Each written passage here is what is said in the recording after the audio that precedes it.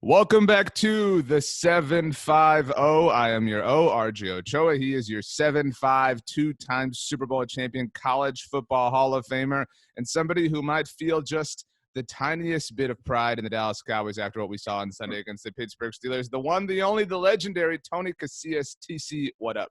I hate to even admit this, but there was somewhat of a moral victory for the Dallas Cowboys. I hate to even go there, but that's kind of where we are this year with this season. We are recording on Tuesday morning, as we do every edition and every episode of the 750. You can listen to us on the Blog of the Boys podcast network. You can also watch this episode on YouTube. Tony wanted to put a suit and tie on. I said, "Nah, man, it's not that big of a deal. It's a relaxed sort of thing." So you look sharp. Here's what I like about you, RJ. You got all this unfound, all this great energy. You're gone. You're doing all over Blog of the Boys, all over Twitter. You didn't give me a heads up this morning. Well, so have you ever done one of those Zoom meetings where you've seen on the internet gone bad? That's what it could have been this morning. I said, hey, at least let me let my old ass put some makeup on. Let me take the underwear off the cadenza behind me. So at least you gave me 5 minutes. I appreciate that, brother. You could have. It could be worse. There are classic Zoom tropes in our current world, obviously, and one of them is like. Your setup is a little bit different, but like a child walks in behind you, you know what I'm saying? Or somebody's like in the background doing something. That's not happening. You've got all your accomplishments behind you. Not exactly room for somebody to walk by, but yeah. So would you call what we saw? Actually, before we get into Sunday, we should get into the breaking news of the moment. Just before, actually, we started recording, it was reported by NFL Network's Ian Rappaport that Trevon Diggs, Dallas Cowboys rookie cornerback, who's been really he's certainly had his moments of struggle, but he's generally been somewhat awesome for the Cowboys, a really great find in the second round. Tony, he suffered a fractured bone in his foot during the loss at the Pittsburgh Steelers on Sunday. He is expected to miss 4 to 6 weeks. The Cowboys are on their bye this week. However, given the timing of all of this, Ian Rappaport notes he might just miss the rest of the season, as when the Cowboys come back, they will have 7 games remaining on their schedule. Your thoughts on Trevon Diggs potentially being the latest Dallas Cowboy to be lost for the year? I will say this. I think if you're going to get injured, with this debacle season, this is probably the best year for that to happen. But in saying that, if you're a rookie, I think Trevon still needs the reps. I mean, he, as you saw during the season, he had his good moments. He had 2 interceptions versus the Eagles. He's still going through the growing pains as a rookie. I feel bad for him, but considering where they're at right now, I think that this, if you're looking for a favorable time for it to happen, this is the season.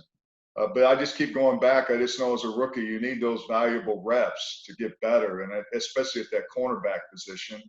But I think he'll be fine. He's definitely one of the bright spots this year, RJ, as we watch the season. And when you look at the season, you go back to it and measure it, I think, his rookie year will be very valuable for him. So I want to talk about the moral victories of things and how real that might be, but I do think it's certainly worth noting. You kind of mentioned it when I told you this news right before we started recording that, while the Cowboys are closer to that top draft pick, obviously, tankathon.com, which is a great place to kind of measure this information. Currently, Tony has the Cowboys projected as having the 3rd overall pick in the 2021 NFL draft. You yourself were the 2nd overall pick in your draft. So if the Cowboys were drafting back then, you wouldn't make it to them, unfortunately. But I'd be a wealthy man too. The New York Jets, who almost, if I was drafted in modern era, that's so to speak, yeah. The New York Jets almost bumped themselves out of this position on Monday Night Football, but they currently hold the number 1 overall pick in the NFL draft with an 0-9 record. The Jacksonville Jaguars, Tony, have a 1-7 record and are 2nd on this list. The Cowboys 2-7. The Giants, the Cowboys barely have the Giants edged out for the 3rd overall pick. They share a 2-7 record. The Washington football team holds a 2-6 record and is 5th. The Los Angeles Chargers 6th. The Houston Texans, Tony, technically hold the 7th overall pick, but that pick belongs to the Miami Dolphins, courtesy of the Laramie Tunsil trade. It is amazing that 3 of the 4 NFC East teams currently hold top 5 picks in the NFL draft. And so I guess this sort of transitions us into the moral victory of it all, because every fan, Tony, is saying Sunday was kind of the perfect situation for the Cowboys. They showed a lot of fight. They showed a lot of resolve. They showed a lot of backbone. They showed a lot of self-pride, but they lost. And right now, I know everybody wants to win, but I want to lose is what the average fan is saying, because I want that top 5 draft pick. I want, Penei Sewell or whoever it may be. I want that guy. Put me in a locker room. Are you – I mean, because that's what all the, your Daryl Johnstons of the world are saying on the broadcast, right? Like, these guys can't lose. It's not in their DNA. They want to win, et cetera. Is that, like, how do you measure that? Because you mentioned today's day and age. I mean, the players know what everybody's talking about. Players hear everybody on the radio and on podcasts saying, tank. I mean, what's going through your mind if you're on the Cowboys right now? I think it's very difficult because you look at the record, you look at where you're at right now. I mean, you're going into your bye week, and it's just hasn't been your conventional year with the coronavirus and everything that goes along with it. I always thought this. I think that it's really easy just to fold up and start booking our plans for coronavirus vacation. I mean, it's not really. But I remember being on bad teams when early on in my career, and it was very tremendously hard to really, really kind of love that. Now, that's kind of breaking the ice right there, putting the Masters hat on, because that's something we need to talk about and get as you don the hat. Sure. But and that's another thing I look forward to. They get the bye week this week. They can watch some golf. Right. But, yeah, so back to the point about whether you're just mellowing it in, how do you have some resolve, and how do you just kind of get yourself up? I was impressed against Pittsburgh Steelers. I don't know if it was a combination of Pittsburgh Steelers just not really having their A game, or just the will for the Cowboys to fight. I really was impressed with that. If you want to take something positive away from that game, they did not win the game. They're playing with a four-string quarterback who, DiNucci made him look like a pro football Hall of Famer or a pro bowler. I mean, it's just a totally different. But I think that's the thing about it, is that you have to continue to just move forward. The checks come in every week. You guys are still getting paid. There'll be decisions to be made in the offseason, who's going to be there and who's not. But I think it does show a lot of character of guys whenever they decide. You can tell. And I don't know if you can tell that they haven't done it yet, because they've only got 2 wins and 7 losses. I mean, that really doesn't say a whole lot about a team. But, yeah, this thing can really go south. I mean, they got a tough schedule. I mean, and Trevon Diggs, as you mentioned at the top of our podcast, is out. But I did like some things that they did we haven't seen in some time. And to me, that's a positive thing. So I'm going to make a weird analogy. I realize that. I mean, I certainly know I'm prone to do this, but you mentioned I put the Masters cap on the subject of, you can watch this episode on YouTube. Didn't exactly do my hair this morning. I had brought the cap into the office, and I remembered, like, 10 minutes into the conversation, man, put the cap on, whatever. And I don't know if you could tell, but this cap says 2018 on it, on top of the Augusta logo. And right. it is Masters Week, and I've been to the Masters once in my life. We've talked about it many times, and it was in 2018. Yeah. That was the year that Patrick Reed won. And so a year later, obviously last year, Tiger Woods won.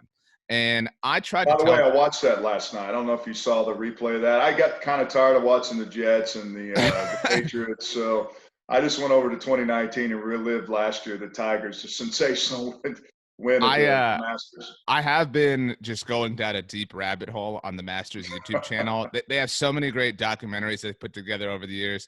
And dude, I forgot about Francesco's shot on 15. Like that, the shot where he hits the branches. Oh, it was a meltdown. I mean, it was, but I also, I mean, I didn't forget about it, but the hype on 12 when Poulter and Brooks and Francesco and Finau all went in, it was legitimate. I mean, it was theater. You know what I mean? Like, it's just like they got out of the way and like, okay, right. Tiger. But okay, so back to the point. And I tried to make this point a year ago, and nobody believed me. It's your fault, man, for getting off topic with your hat. But hey, right. It's the Masters weekend. Well, couldn't come at a better time. Well, I'm going to get further off topic because so when Tiger won the Masters a year ago, obviously awesome, great, badass. Tiger Woods wins the Masters, green jacket number 5, whatever. I tried to tell people, yourself included, I said, because I had been at the Masters the year prior, I said, you know what? I would not have wanted to have been there this year when Tiger won it. And everybody said, what? You're crazy. That's stupid, etc. And the thing about the Masters, if you've never been, obviously it's a tradition unlike any other, blah, blah, blah. But you're not allowed cell phones. You're not allowed to do anything. And I mean, if you've ever been to a golf tournament in general, you can only see what you're at, right? It's not like a football game or a basketball game where you go and you can see all of the action for the game right in front of you, right? I mean, you're at it's like 20 deep. You right. can't, Well, not only that, but you're at one hole. You know what I mean? Like you're at one hole, and that you're in that crowd, and especially on Sunday at Augusta, you know, you can't just say, oh, you know, I'm going to walk with Tiger Woods or whatever, because it's impossible. Because like you're saying, you're like 20 deep. And so watching. I don't know. I mean, that's one, and not to interrupt you, but that's one tournament I would have wanted to been a witness with Tiger winning. But my point is, you can't see anything. Yeah, you can't see everything. You have to go to one spot. And so like when I went on Saturday and Sunday in 2018, and on Saturday we walked around, kind of saw the whole place, but on Sunday we posted up at Amen Corner. So yeah, we got to see everybody come in, etc. But like, think about what I just said to you. If I had been stuck at Amen Corner last year when Tiger won on Sunday, I wouldn't have seen the Francesco meltdown on 15. I wouldn't have seen Tiger's tee shot on 16. I wouldn't have seen Brooks's missed birdie putt on 18. Like, all of those things were necessary pieces to the story that you ultimately needed to understand and feel the stress and feel the moment of Tiger winning, right? And you know, again, it's a special place. But my point is, Patrick Reed, if you're not a golf fan, is not the most popular golfer in the world, but I would like that. That's who I would want to win the year I was there. And so, to kind of to your point, Tony, about Trevon Diggs or whoever it might be, if you're gonna get hurt, you know, like if crap's gonna hit the fan, now's the time. You know what I mean? Like, now is the time to get everything bad out, because this season is obviously lost. And in spite of all of that, I really commend the Cowboys for standing up, having some self-pride on Sunday against the last undefeated team in the NFL. They damn near gave them their first loss of the season. Who impressed you most? If you had to pick one player, it wasn't Garrett Gilbert. I mean, because he obviously, you know, look, that's the thing. Like, Tony, it is so bad that the bar is so low. The bar is literally just look competent and we'll praise you. You know what I mean? And so Garrett Gilbert looks competent. Just be sober. Right, exactly. And don't stagger all over the place. It's like when you're talking to like a little kid, you know what I mean? And you do like, give me a high five, and they go for it, and you go too slow, and the kid's like, that's hilarious. Yeah. It's like, just give me something. And look, that's the thing that we kind of reverted to when you look at this team and you judge them by the first 8 games. I think that I was pretty impressed with the defense. I really thought I liked the way their spirit they came out. Tank Lawrence was struggled awesome on getting anything going. I thought the defense played exceptionally well. Again, what we've seen before. Now we're comparing, that to where in this game. So I think when I looked at that, I thought that there was a lot of energy and a lot of passion. And that's what the thing about it, RJ, is that you can't coach that. It's something you have to, an intangible thing you have to play with. And again, I thought the Steelers, I don't know if it was them just kind of sleepwalking, but I'm not even going to, factor it in. I just like the way the defense played. There were some 3 and outs. The Cowboys are up by 10 points. I mean, if you told me that, like I think we all said they would be, I would have bet that all day long. So I think, and offensively, I think that they ran the football. I thought Zeke looked like he was running a little bit more energy. I think Tony Pollard again gave him a lot of he had a 20-yard game, which is one of his longest gains, obviously this year. So I think overall my point would be is that I like the energy of the defense. I thought they came out and it's like, hey, let's play. What do we got to lose? Right. I like the play calling. I think that they really changed it up again and they did some things. And, I just think that that's what you have to do. I mean, really, it's at this point, it's all about what do we have to lose? Right. Let's let it eat. I mentioned that Tank Lawrence played well. I would be remiss if I did not mention Neville Gallimore. Who certainly had his best game of the season. You mentioned something, Tony, that I think everybody's going to pause and go, what? You gave Ezekiel Elliott props, and that's a rare thing these days. And I write an article. He did drop a pass, but I write. Right. I read an article after every game at Blogging the Boys called 5 Winners and 5 Losers. It's what it is. You get 5 best performers, 5 worst performers type thing. And I did not have Zeke Elliott as a loser. And I took some heat for that, and it is what it is. But I did have Tony Pollard as a winner because I agree with you. He played really well. And the reason I won't put Ezekiel Elliott as a loser is that he came into this game with a hamstring injury that was very well documented, almost didn't play. And so it's hard for me to call him a loser when he very clearly wasn't 100%. However, I mean, and this is more than just this game. But Tony, I don't know how much you've seen this. I mean, you're on Twitter, you're on Instagram. If you want to see, some fashionable stuff, make sure you follow Tony on Instagram, by the way. Wow, and this is just off the sidebar. Don't ever post anything about politics. Anything close to being politics. That's another story. That's a good rule of thumb to live by. Absolutely. But so Tony, I mean, the conversation from a lot of Cowboys fans is that I don't want to say the conversations that Zeke is washed, but a lot of people are kind of fed up with Zeke. And I think it's very clear. I'm not saying that Tony Pollard is a better running back than Zeke. I'm not saying that.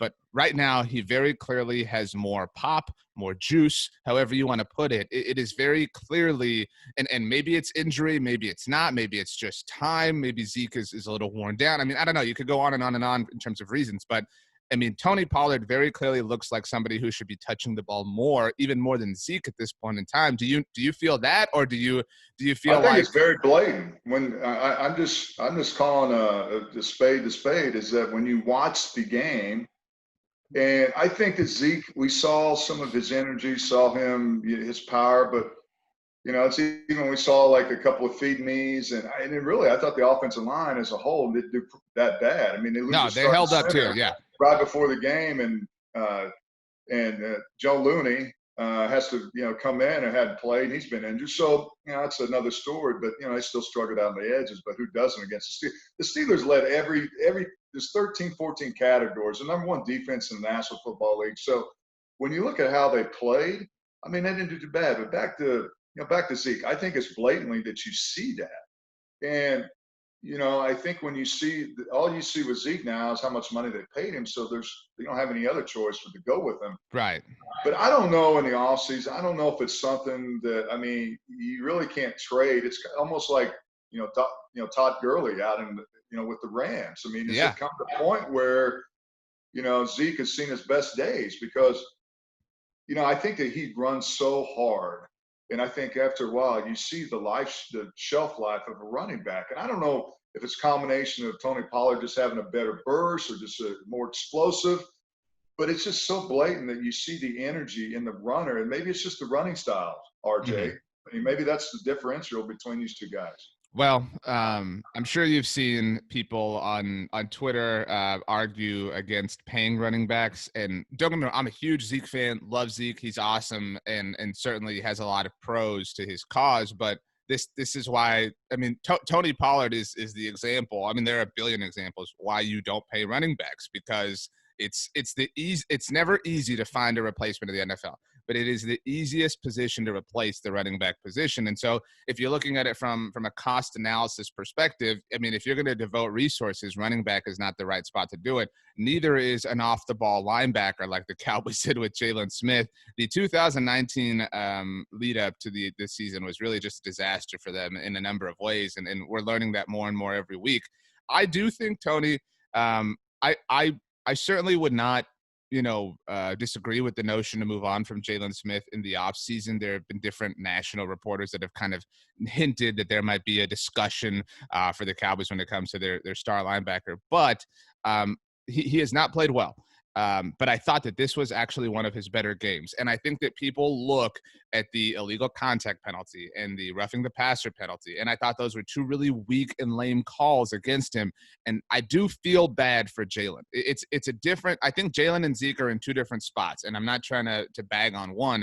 I think Jalen is having moments where he's playing rather well, but like the penalties, he's just – you ever see like somebody who just, has bad luck? You know what I mean? Yeah, Like it's in the those, wrong place at the right. wrong time. Those penalties were just bad luck for him in that, I mean, the illegal contact one, fine. And I know Tony Romo pointed out the roughing the passer thing is technically the letter of the law. But I mean, I think, it's kind of like if your average person in a bar watched those penalties, I don't think they think they're penalties. And so I feel for Jalen, but he is kind of the face. And I think, I hope, just for kindness, that the Mike Nolan talk has subsided. Because I tell you what, from the point of the Washington game where the Cowboys just got housed and Andy Dalton got hurt, I think Mike Nolan has made the biggest comeback of anybody associated with the Cowboys. And I'm not even saying keep him around for 2021, but this dude, I mean, got hot sauce in his eye, and all of a sudden his defense, wasn't the worst in the NFL. So maybe we need to put some all over his face. You know what I mean? Well, yeah, and then they called the players called the coaches out that they weren't doing their jobs, and to me that's just an example of players making plays.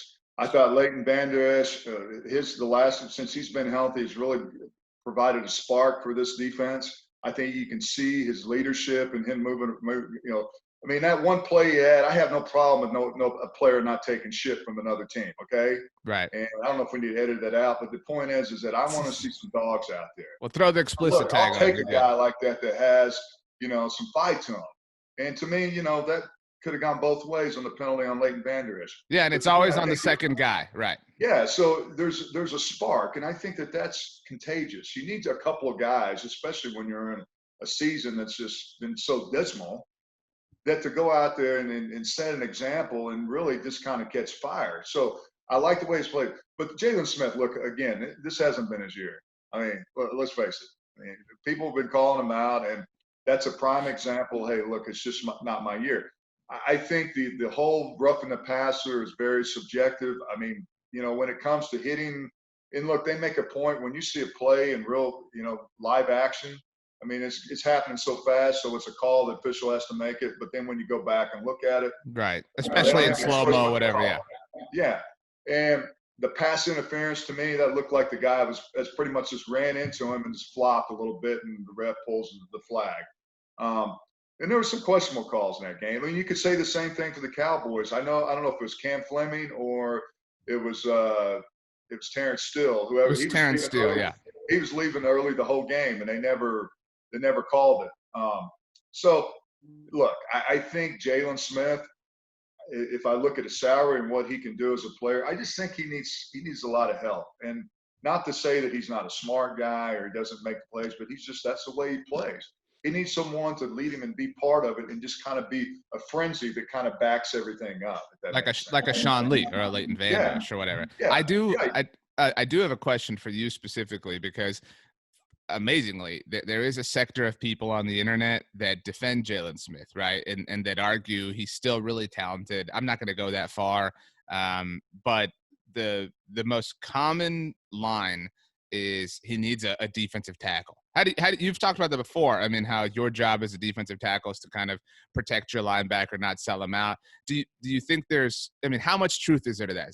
100% I think truth? there's a lot of truth to that. I think that when you're a linebacker and you're trying to decipher and look at plays when you got an offensive guard or center on your level, it's hard. I mean, you watch it. A couple of games ago, it's trying to illustrate the offensive lineman getting off on the second level and cutting off all the linebackers. So the responsibility up front for these defensive linemen is to play their gap and then give to get, not to get all technical, but let the linebackers move a step where they can see in front of them. If they don't have they can't see anything in front of them, it's real cloudy with guys on that level, then they can't make plays. The bottom line, it's like it's a trade-off. If the defensive lineman in front of you or letting the lineman off onto the linebackers, those dudes need to make plays. Right. And people don't look at that. And I'll give Jalen that because I've seen it. But it's other plays, decision making. I think in coverage, and I think whenever he can breaks down and makes a play, or just overflowing and letting the guy run behind him because he sees something because he wants to get there so fast and just put a big shot on him. I think sometimes he's not patient enough, and I think his aggressiveness is sometimes his downfall. What linebacker on the Cowboys back in the day spoke to you the most? I mean, who? All of them. But All of them chewed our ass out. That's what I'm saying. Like, what was that conversation like? Tony, you got to do this. Hey, well, I know we're on, on Zoom or on our broadcast here. It wasn't good. I mean, they yelled at us. It's like, dude, what are you doing, man? You need to keep me the offensive lineman off me. Mm-hmm. And to me, that was a lot of pride because it wasn't. We weren't two gapping. We weren't just holding the guy. We get upfield and we're aggressive. And look, that's why I like Neville Gallimore. I like guys that get upfield and make plays. Right. Get a piece of them. But you know what? The bottom line is that next time, you know what the next time's going to happen? That offensive lineman who let that guy, he's going to have to take a wider angle. Right. So if he takes a wider angle, that means that he's going to have to stay on the defensive lineman more. That means as a whole, the linebackers going to be able to flow and really just be freed up. So look, when they got off the second level, they let us know in the huddle. Okay. Just like the defensive backs, if we didn't rush the passer, they let us know. It's like, good, they're taking too long, and they didn't like that. Although when we did get pressure and they got an interception, it's all on us because it's such great coverage. Neville Gallimore, I think, is emblematic of how most Cowboys fans feel about the rest of the season. I personally, Tony, didn't buy that. Oh, you cut Dontari Poe and you cut Daryl Worley. Wow, I'm really scared now. I didn't buy. Maybe that worked. I mean, it's. I mean, because they have played well. Dontari Poe was just taking up space. I mean, sure. He was not active at all. Right, so but they didn't have any choice but to cut him. He just wasn't a contributing whatsoever. Agreed. And now with Trevon Diggs potentially gone for the rest of the year, at least gone for some time, I hope the Cowboys, I know they don't have him listed as a corner, but I hope the Cowboys find opportunities for Reggie Robinson because that's what this season is at this point. This season is time for Neville Gallimore, and that's why you cut Poe and you cut Worley. You got to get a lot of snaps for let these other guys play. Right. Yeah. You got to let Neville Gallimore play more. You got to let Reggie Robinson play more. You got to let Tony Pollard play more. I mean, you've got to let all of these things happen because your focus is on the future of this team. And let me ask you this. I'm not trying to interrupt you, but you just mentioned Tony Pollard. Let him play more. And I don't know what this will do for you to Zeke, but I think you just put him. Yeah, Zeke is your guy. You're paying him money, but I don't know if it'll send the wrong message. And you got to pacify and make Zeke happy. But I really think they need to consider. Like they talked about the last game, putting on a pitch count because he's his hamstring, but if he's that injured, man, give Tony Pollard the majority of the snaps. I don't know how well that bodes very well because Zeke may get a little sensitive and thinking, hey, are they trying to move on without me? But right. Really, give Tony Pollard a chance. Let him have the ball 25 times in a game.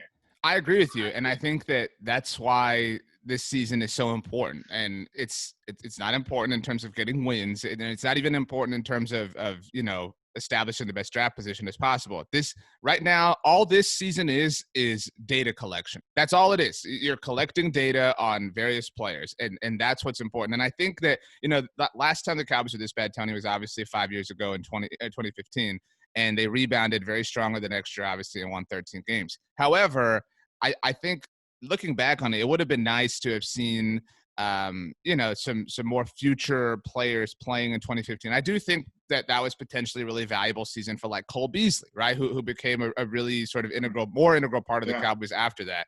And so, yeah, I mean, because you're not going to ideally, right? Tony Pollard isn't seeing a lot of snaps because in a perfect world, Zeke is dominating all the time. That's not happening anymore.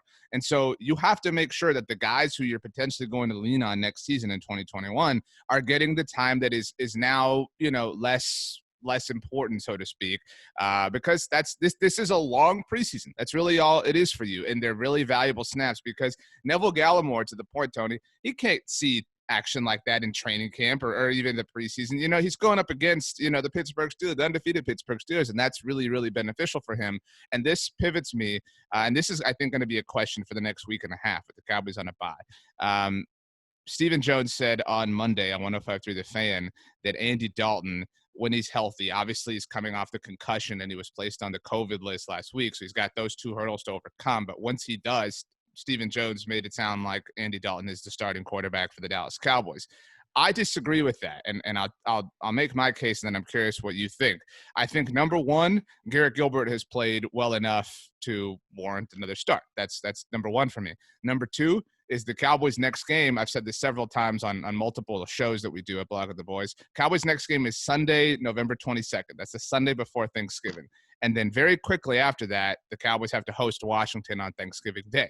And so I would not want to bring Andy Dalton back just to have him immediately go onto a condensed week because of the fact that the Cowboys play on Thanksgiving. And the third thing, finally, is it's possible that Garrett Gilbert is the backup to Dak Prescott in 2021, right? It's not possible that Andy Dalton is, because Andy Dalton very clearly, and for legitimate reasons, wants to move on, hopefully get a starting job somewhere else. And so if it were up to me, if it were my team, I would want, again, like we're saying, I would want the snaps to go to a place where I could use them in the future and beyond. So I'm Team Garrett Gilbert. The kids are calling him Double G. I don't know if you've seen that, Tony. But who should start at assume Andy Dalton is healthy? Who should start at quarterback, Dalton or Garrett Gilbert? I think you just you got to go with Dalton because I think, and look, this is my whole theory behind it.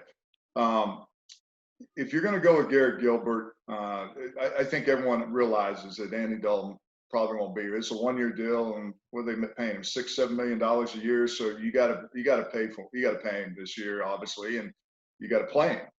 I think Garrett Gilbert is.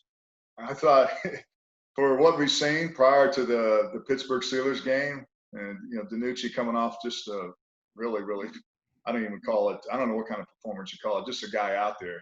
It was just literally a performance. That's all it was. Just literally a performance. And look, it was pretty horrible. So I think Gilbert just, to me, he's had his moments. He's run to 3 or 4 different teams, and if you're going to make that decision right now, I think you just realize that you're going to have to, live with suffer the consequences of Andy Dalton, and you got to continue to pay him, out throughout the year. And I don't know if Garrett Gilbert, if that was an anomaly against the Steelers. Sure. So you really don't know what happens the week you start him next game. He just goes out there and throws 3 interceptions. So there's got to be some consistency, but to get to that point, you got to play him in the game. I don't think you do that right now, but you certainly do it if Andy Dalton, struggles in the next game, that they play, they have some time off, and maybe he grasps hold of it. I think one thing it does expose Andy Dalton is that he's not a very mobile quarterback. He's getting older, and on this offensive line, which has not done a very tremendous job protecting the 2 times that he's been as the quarterback, I think his confidence has been probably shot down. But I think, again, he hasn't really had the time to decipher this all. I mean, he learned the playbook, but not that much experience. Right. But it's a long, kind of a analogy of the whole deal. But I think right now you continue to go with Andy Dalton, and if you go with Garrett Gilbert, you just basically say, why would you just not just waive the guy? I mean, I'm just looking at that point. But then you have an issue with the backup quarterback. But I think right now you continue to go with Andy Dalton. Well, whatever they do, they won't do it until next Sunday, obviously, as the Cowboys are on a bye this week. I want to give a huge shout-out, huge thank you to the NFL schedule makers for having the Cowboys bye week in this extremely unique season be the same weekend as the Masters. Also, I won't get one this week just because it's so impossible. But I don't know if you know this, Tony. I know you've got a son that I'm sure is very interested. The PlayStation 5 comes out this week. So there's a lot of people with a lot of different priorities this week is really all I'm saying. And so, it's nice to have a week off from the madness that has been the Cowboys season. We talk a little bit of golf from time to time here on the show. So I would be remiss if I did not get a Masters pick out of you. Who wins on this November Sunday out in Augusta? First of all, the thing I'm most intrigued with is Bryson DeChambeau. I want to see what he does at the golf course. I want to see how he plays. Like I don't even care if he wins. I just want to see how he attacks. Well, and like we've heard, he's going to try to drive over this line of trees, and he's going to try to go through here, etc. I'm excited to see his creativity. Right. Remember when Tiger won it by 20 strokes before they made it Tiger proof, when he just brought it to his knees. I think that's kind of the storyline for me, is to see if he tries to do his modern day version of the Tiger, domination. Totally. Bryson Vander I Esch, think, by the way, looks just like yeah. him. Yeah. I don't know. Who do I think's going to win? I like Francisco Molinari. I think that he plays this course well. There's so many dudes in the field. I got to go with. I like Bryson. I don't think Tiger. I think he's probably going to struggle. I think last year when he won it was. He caught lightning in a bottle. It was awesome. Yeah, it was an anomaly, and everybody just got out of the way. Dustin Johnson. That's my pick. I think that I like him. I'm going to go with John Rahm. So my top three, I'm going to go with Rahm. I'm going to go with Francisca. And then maybe I'm going to throw in a little dark horse. This is my dark horse speed. McIlroy, he's always picked in that. But I'll just go with those three. Those are my three favorites. So you've got Bryson, DJ, and John Rahm. You're saying are your top three. And Molinari. Oh, so you got four. So we're going four now. Francisco Molinari. Those four, I'll throw them in there, and we'll see what happens. We'll see who gets the most points. We'll do the under and plus, and that's how we'll divvy up who wins between you and I. So at my home course, we're doing a deal, socially distanced, obviously, where we each get to pick three golfers. We've laid out some tiers, and we're going to play around on Saturday. So we're going to take their Saturday rounds. So like if you would pick three guys, you could pick, and you've got tiers, and you would play your own round, and you take the low aggregate. And so it's right. a foursome. You're part of three guys playing Augusta on Saturday. And so, it's a fun sort of thing. And so I have to figure out who I'm going to go there. If I have to pick four right now, I'm not going to pick Bryson. I would love to pick John Rahm, but I don't want to copy you, to be honest. So, I also, by the way, my heart broke for his fellow Spaniard, Sergio Garcia, obviously had to withdraw due to testing positive for COVID-19. But so I will take Dustin Johnson. In fact, I'm going to take both Ustins. I'm going to take DJ and Justin Thomas. So very excited about that. I will add, you didn't mention him, so you're disrespecting him, and this guy thrives off of that. Brooks Koepka. Brooks obviously kind of bounced back, made it interesting in Houston last week, but obviously shows up for the big tournaments. And so I'll add Brooks to my my group. It's so hard because there's so many great golfers. And that's the thing with golf. I mean, a guy that you never even heard of would go out there and shoot lights out. And right. It seems like that's kind of the storyline in golf. But those are some good names right there. I forgot about Brooks. Well, I need one more to match your foursome. And I thought about going Webb Simpson, but I'm going to go with the guy who he barely beat at Hilton Head. I'm wearing the Mexican national jersey right now. I'm going to go with Abraham Answer. I can't see. I saw the logo at the bottom there. Abraham Answer, baby. Honest Abe. So that's my most dark horse pick, but I just wanted to make it. So we'll see what happens. Certainly, we'll be back next week, even though the Cowboys run a bye. Make sure you subscribe to the Blogging the Boys YouTube channel. You can see more of Tony's beautiful face. Next time, maybe he'll put the suit and tie. Next time, put some Dave. I'll put some clothes on next time. You can subscribe to the Blogging the Boys podcast network so you can listen to all their wonderful shows. You can follow us on social media and whatnot. Tony, enjoy the Masters. I'm sure you're going to stand in line for a PS5 if I know you. When you just brought that up, I was thinking, this is how old I am, having kids. I remember when PlayStation 1 came out. Now they're all the way at 5. I'm sure you will be asked to get one of the new consoles for Christmas for one of your children. I'm paying too much in tuition, brother. Well, we'll figure it out. Maybe maybe with Trevon out, Jerry will hit you up to play corner for the last month of the season. Maybe you can give me a raise on Blogging the Boys. Everybody, have yourselves a great week. We'll see you next time. This was the 750.